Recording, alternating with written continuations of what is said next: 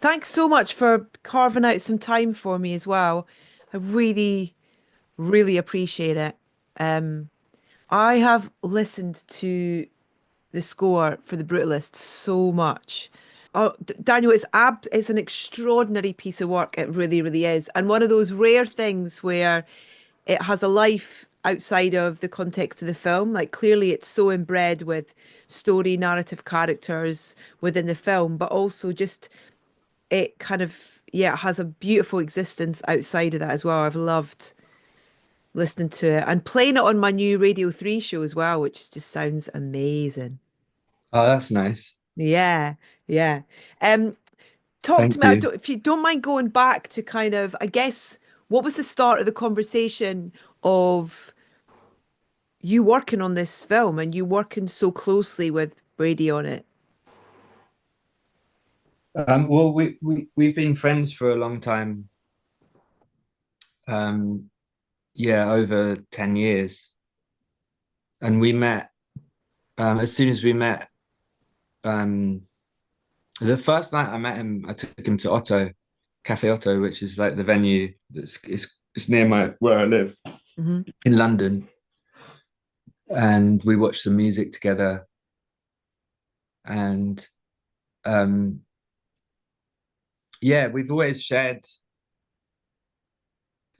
if we read things that we like, or we share a taste in film and literature, um and then he when he was putting together his first film when we met, and he invited me to the scoring sessions for that, which I went. It was Scott Walker, so I was excited to go and see Hmm. that. But it was when we started working, we had this kind of backdrop of this long dialogue about work, and so it was relatively easy Mm. um to communicate. And he also was quite aware of my working progress, just from because I did his wife's last film. Hmm. And just seeing how I sort of put together my records, because he'd be someone that I played my albums to while I was making them. So I, even stuff like if with demos, I really like to do as little as possible on the demos in terms of making them sound good.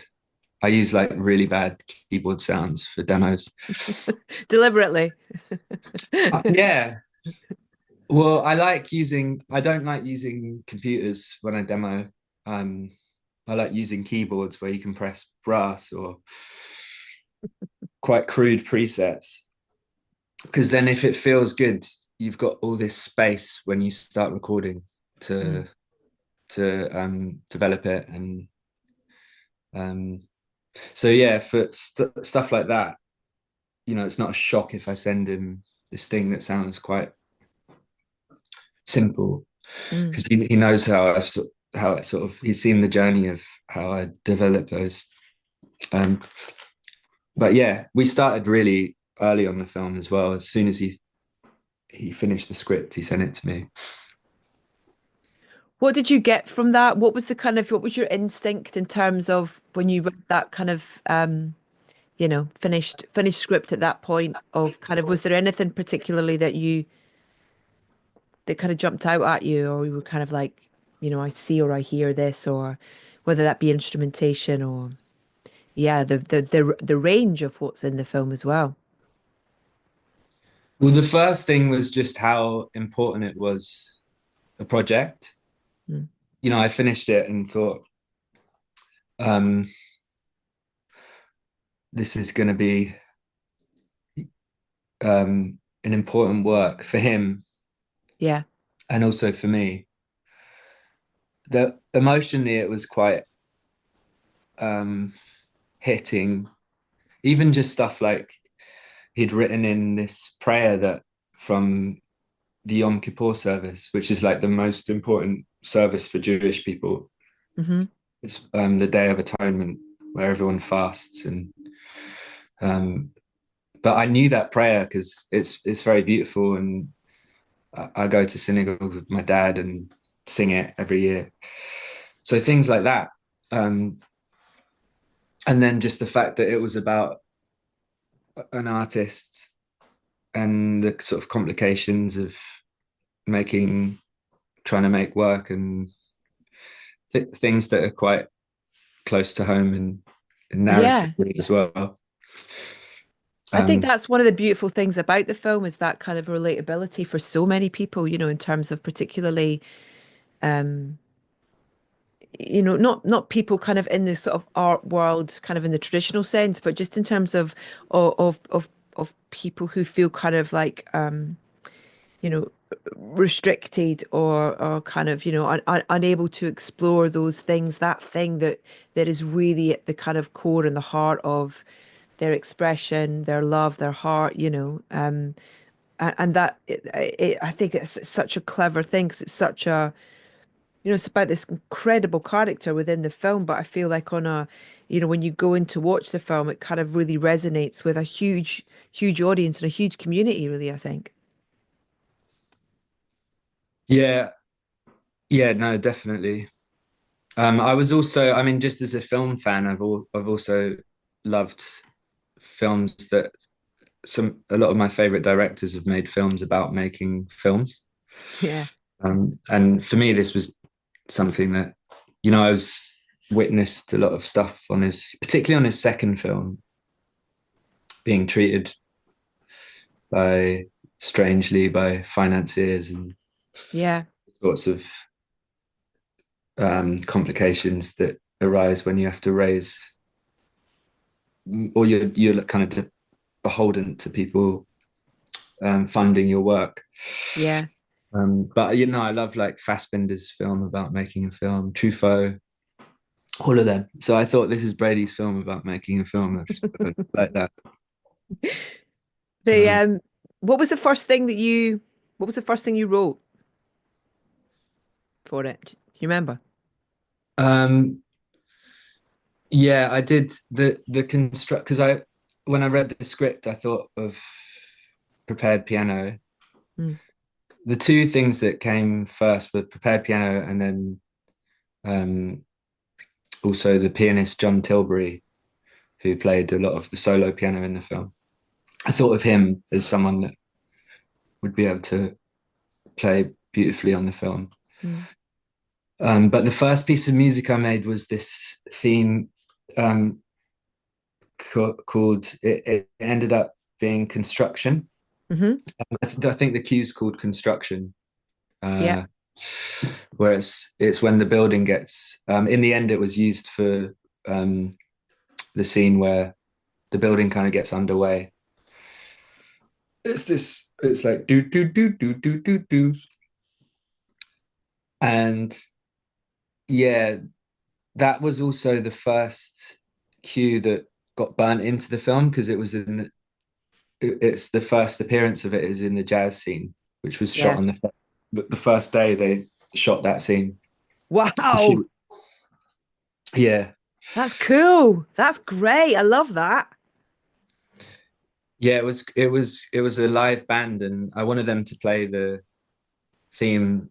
Um, I wanted Adrian's character to sort of go to this bar and have this transcendent experience with this Mhm. music that he sort of retained throughout his life. And then, yeah, the idea is it's sort of implanted in that sort of 40s jazz and then stays in his head. And yeah, and then it's sort of fully formed when you hear it later in the film. Well, I guess it's rendered in a different, yeah.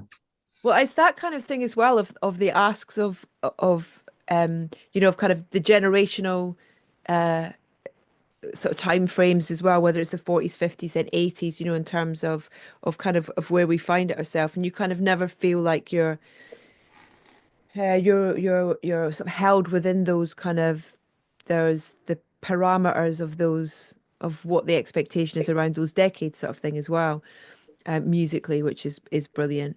Um, I when I one of the things that I love about the music, and I might be completely, this is, I guess it's one of those things like whether you're, a composer, a musician, but once you create something and you unleash it on the world, it kind of becomes, doesn't belong to you anymore in a way. It's people's interpretation of what they get from it. And for me, when, from listening to the score from the start to finish, and what I love about those kind of, the way that you use those kind of three notes at the start of a number of the cues, but then they're almost like, it's like a bird taking flight in a way, in terms of taking those first three steps and then each cue kind of goes in a slightly different kind of path or flight, in terms of where it goes. But this beautiful kind of familiarity with those three notes. I think it's three notes anyway. I might be getting this totally wrong, Daniel. So, kind of, but but it's such a simple for us to listen to, but probably not for you in terms of making. But it's a gorgeous way of taking the music. That's really a weird way of trying to ask you a question about it, but have I completely got the wrong edge of this, end of the stick with that kind of idea of there being three notes and then the cues kind of take different flights from those three notes? Yeah, that's because there were sort of three main themes. There's like the building theme, that are quite distinctive. Then there's the theme that I use for the sort of is the more sort of Jewish sounding music that came out of the prayer, and you hear it at the end. And then the main theme, because I've got this is like a keyboard that I used a lot during the, Okay. yeah, it's really useful. It's like a sort of sketchbook, but yeah, the one Wow. you're it's uh like like Yeah. those, yeah, that one was great because um uh it's sort of because it's so simple. um when I was sort of working out how it could develop, and one of the things that I wanted was the first half of the film, there's like the lack of his wife, Yeah. and you hear that theme on the piano a lot when he's alone. And then the idea at some point was that I was into the idea of that theme developing into this like romantic cue for when you meet Ezra, Mm. his wife, in the second half of the film. So it sort of develops into, it's like, yeah, it kind of goes into this It's beautiful. It's beautiful. and then, and it's like, even I think with those things, um even hopefully the audience won't be, when they're watching the film, won't be sort of like processing those things they'll be feeling those things. Hmm. The last thing I want is to make music which sort of distracts from what's going on. But I think like the idea of it sort of developing into that romantic Absolutely. thing, you feel the link between them, and yeah, the development of it. But yeah, I mean, also I work with um, a lot of improvisers, so people who primarily play improvised music, Hmm. and a lot of them don't work with composers or people who bring stuff they've written.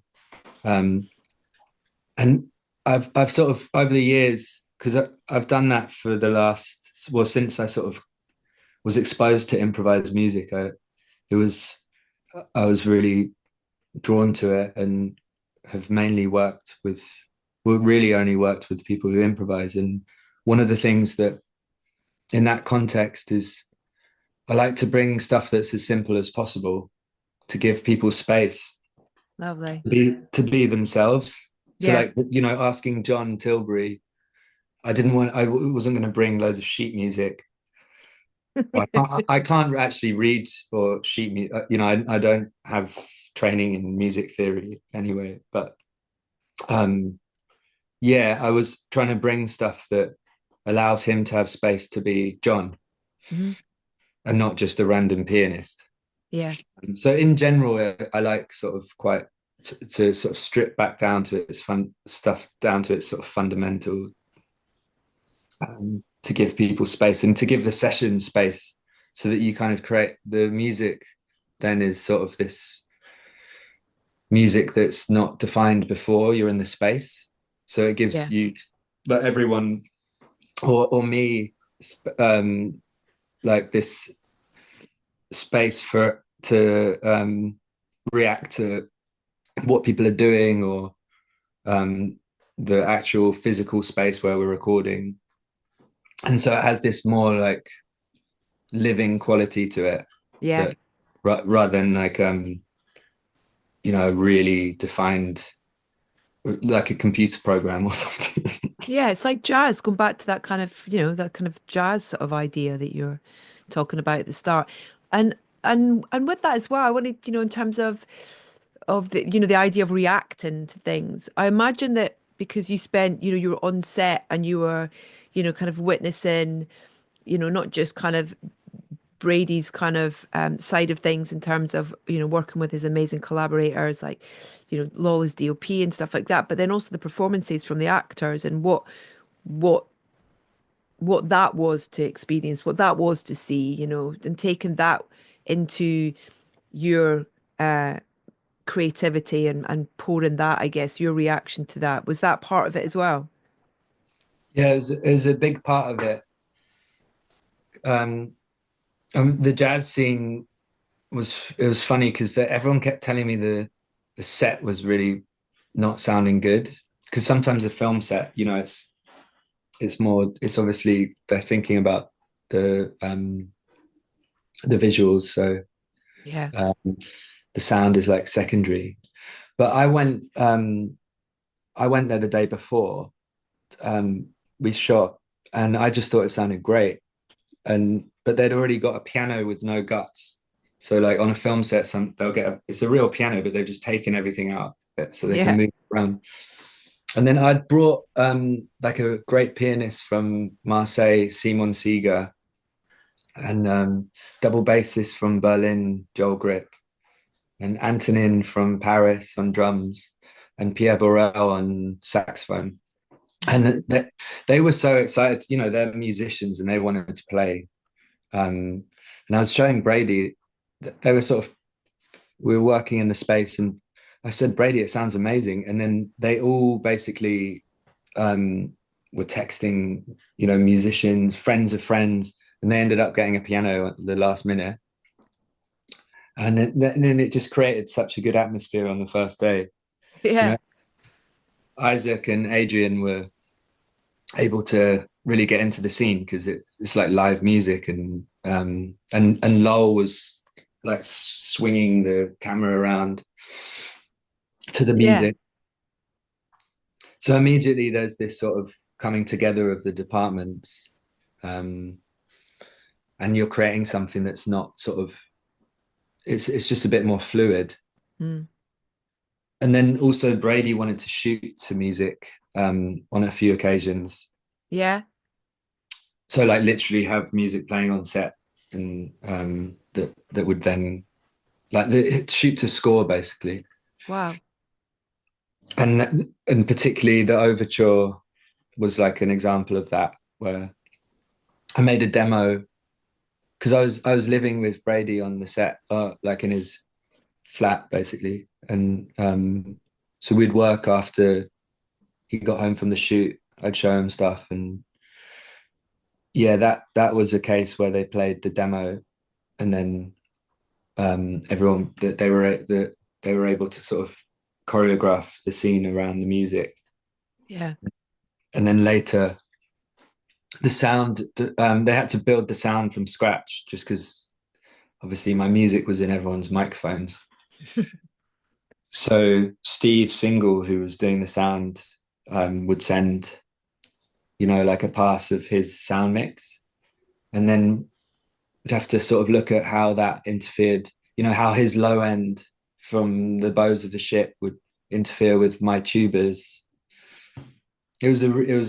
And then the editor was always going on about the Hungarian dialogue and how it interfered with that. So it was a real like sort of yeah, a real dialogue that made it everything. You're all collaborating on the stereo mix, Yeah, and a lot of if you're a musician, you're used to sort of having when you're mixing, you've got the singer or you've got all the elements together. But obviously with the film, it's like you do the sound on set, and then you do the music, and then there's the sound department, and a lot of the time it can be a bit separate. So it's yeah. nice when everyone's together and And also that idea as well, that even like, the Vista Vision and the sound of that as well, which was something that I spoke to Brady. I was actually lucky enough to do a little extended introduction to a screening of the film at Picture House. Was that last week with Adrian? Oh, and it was joyful to get to spend 15 minutes just kind of going, tell me stuff. And and he was so he was just gushing about your score and and how just important it was and is for the telling of the story and for his character as well. But one of the things he talked about was kind of like the noise of the Vista Vision, in terms of this sort of this uh the kind of whirring sound of this beautiful kind of thing that was capturing such fantastic kind of visuals for this film. But but yeah, but I love the commitment that Brady made to telling the story with that format. yeah, he's uh I think the technologies was always sort of a conversation that we were having as well. Brady's so curious about sort of every element of the process, and Mm. he's very articulate about music. He's really into music. Um, Does he play? no, no, no, no. He's a good listener, Mm.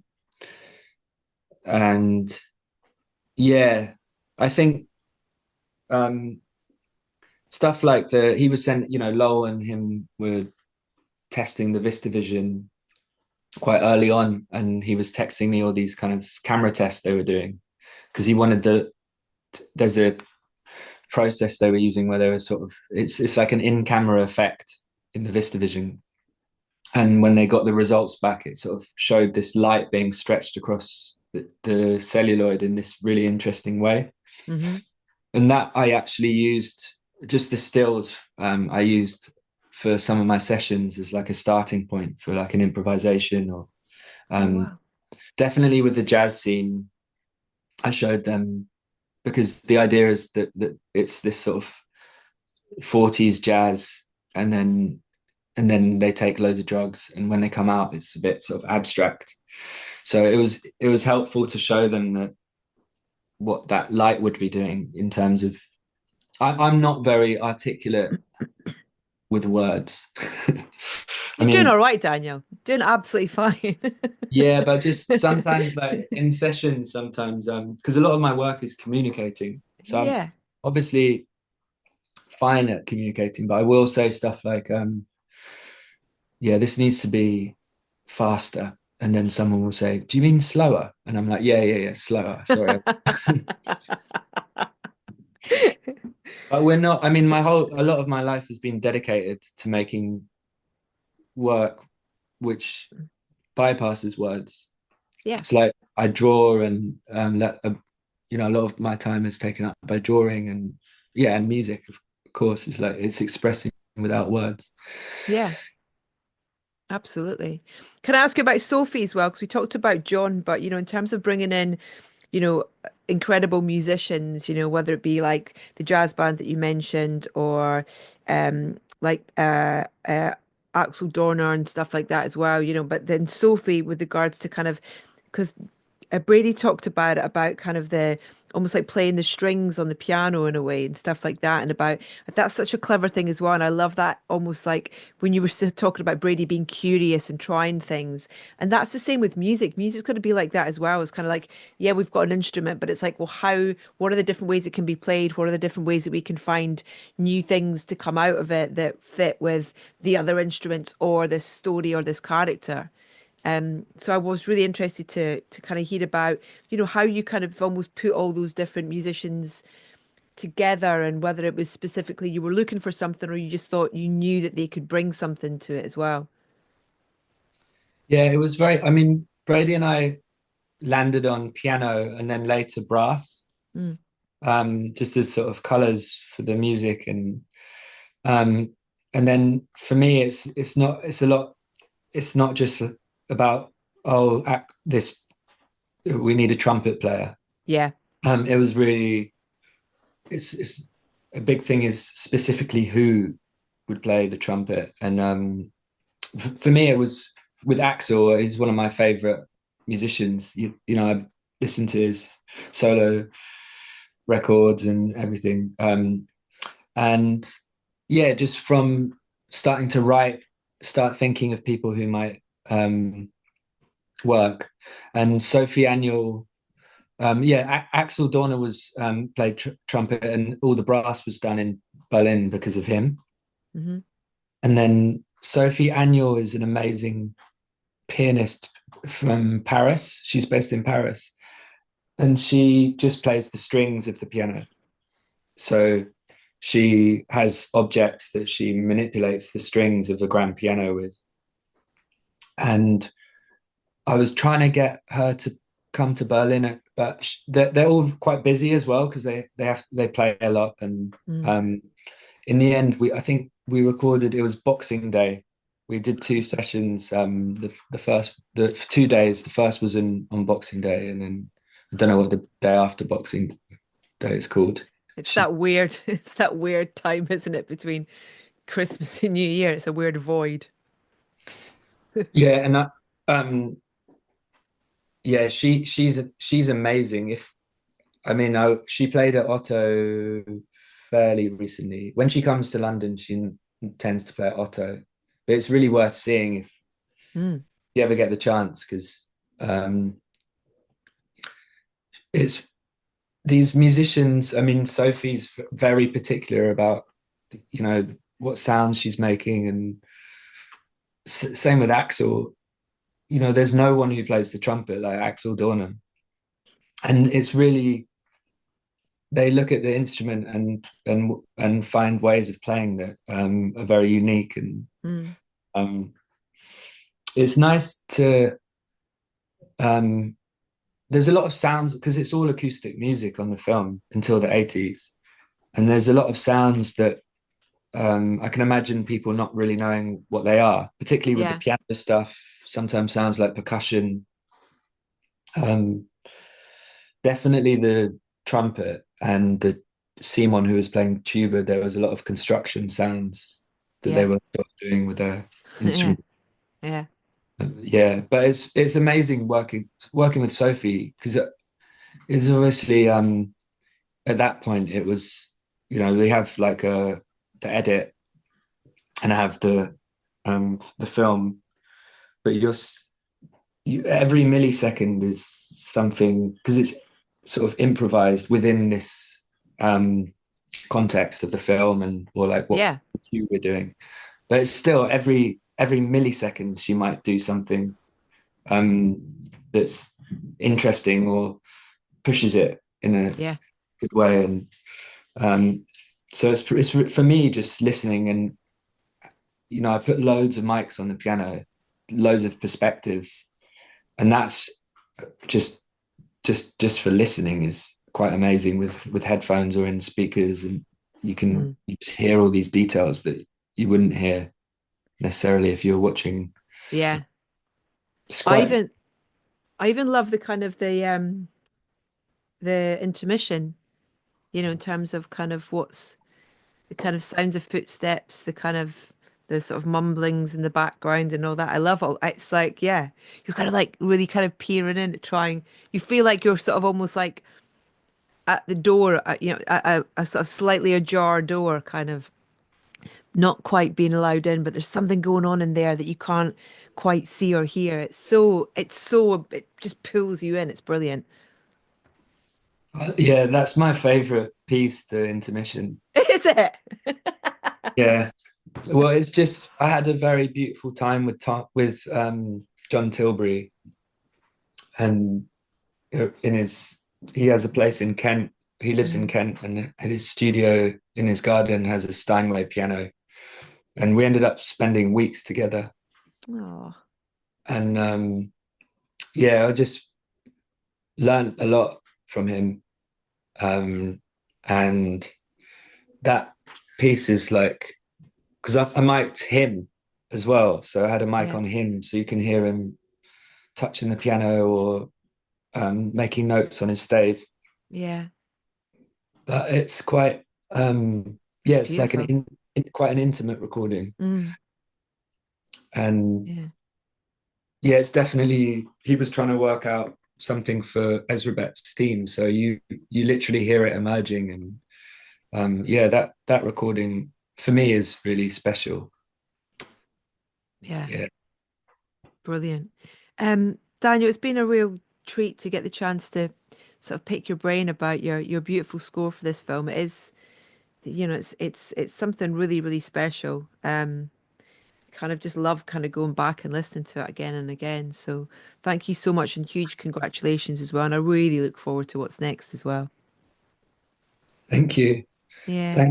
Thanks for, yeah, wanting to talk about this. Yeah, it's great. And I'm going to try and get along to Otto at the earliest point as well to watch some yeah, particularly if Sophie's going to be playing as well for sure. Oh yeah. Yeah. Yeah, definitely come. Yeah. Take care. Thanks so much, Daniel, and huge, yeah, loads of luck as well with all the upcoming awards and stuff as well. So well deserved. Thank you. Take care. Bye. Bye.